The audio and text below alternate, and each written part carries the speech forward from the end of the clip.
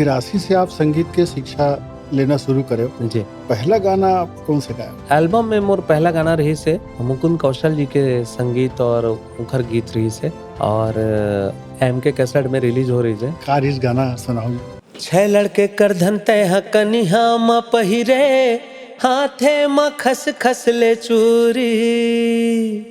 अरे रायपुर के मोहला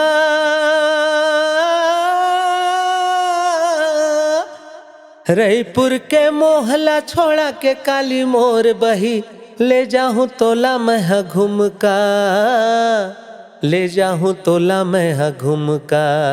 वाह। ये वो रईपुर हिन खुल के बिराजे तोला झुमका।